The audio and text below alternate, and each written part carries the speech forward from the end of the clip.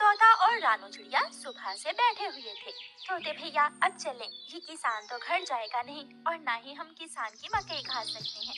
रानू चिड़िया, लेकिन वो कालू कौवा कैसे हर रोज किसान की मकई ले जाता है? वो कल भी मेरे सामने किसान की मकई खा रहा था। मैंने पूछा तो कहने लगा ये किसान के खेत से लाया हूँ। वो एक नंबर का चोर है, किसी न किसी तरह वो मकई चोरी करके ले जाता होगा।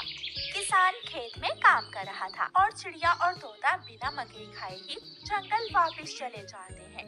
हाँ भी तोते और चिड़िया, बताओ क्या आज तुमने किसान के खेत से मकई खाई है? ना, हम तो सुबह से दोपहर तक पेड़ पर बैठे रहे, लेकिन वो किसान है कि घर गया ही नहीं और हम थक हार कर बिना मकई खाए ही जंगल लौट आए।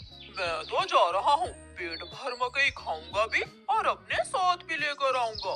कालू कौवा इंसानों की बस्ती की तरफ जाता है। कालू कौवा किसान के खेत में जाकर किसान से कहता है, किसान, तुम्हें तुम्हारी पत्नी घर बुला रही है, तुम्हारे घर में मेहमान आए हैं। अच्छा, तो मैं जल्दी से घर जाता हूँ। कौवा शुक्रिया जो तुमने मुझे बता दिया।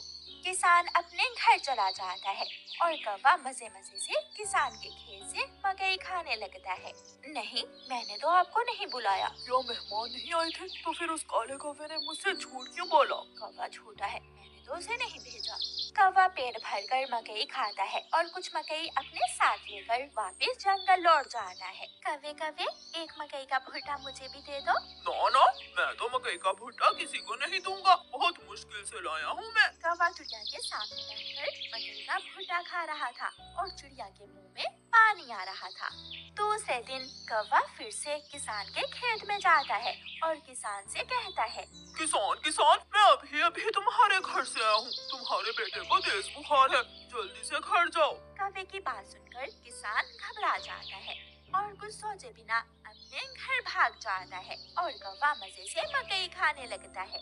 कहाँ है मेरा मुन्ना? मुन्ना तो बाहर खेलने गया हुआ है। क्या मेरा मुन्ना ठीक है?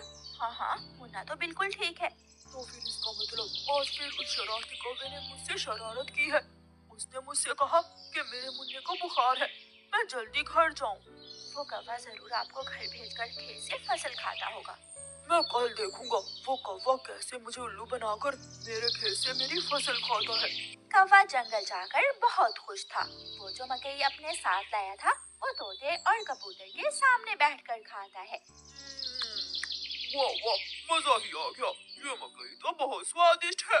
यार कौवे, थोड़ी सी मकई मुझे भी दे दो। हाँ ठीक है, अगर तुम मेरे घर का काम कर दो तो मैं तुम्हें भी मकई दे सकता हूँ। मैं भी करूँगा, मैं भी कौवे आपके घर का सारा काम करूँगा, मुझे भी मकई दे देना। ठीक है, तो फिर जल्दी से मेरे साथ आ जाओ। कौवा कबूतर और तोते को अपने घर ले जाता है। तोते, तुम जल्दी से मेरे घर की सफाई सुथराई कर दो और कबूतर तुम जल्दी से मेरे सारे बर्तन धो दो, फिर मैं तुम दोनों को मकई दूंगा। फिर कबूतर अपने काम में लग जाता है और तोता कौवे के घर की सफाई सुथराई करने लगता है। दोनों अपना अपना काम खत्म कर देते हैं। कौवे, मैंने काम कर दिया है, अब मुझे मकई दे दो। मैंने भी काम कर लिया है, मुझे भी मकई दो। कौन सी मकई? चलो भाग जाओ यहाँ से तुम दोनों, मैं तुम्हें कुछ नहीं देने वाला। तुम धोखेबाज हो, तुमने धोखे से हमसे अपना काम करवाया और अब हमें भूखे ही भेज रहे हो। कबूतर और तोता वहाँ से चले जाते हैं। कौवा हर रोज की तरह अगले दिन भी किसान को पागल बनाने के लिए किसान के खेत में चला जाता है।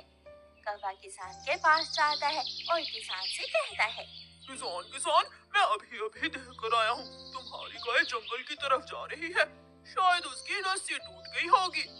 मेरी गाय को तो शेर खा जाएगा। कौवे, मैं जल्दी से जाकर अपनी गाय को बचाता हूँ। किसान वहाँ से जाता है, लेकिन आज किसान थोड़ी दूर जाकर पेड़ के पीछे छुप जाता है।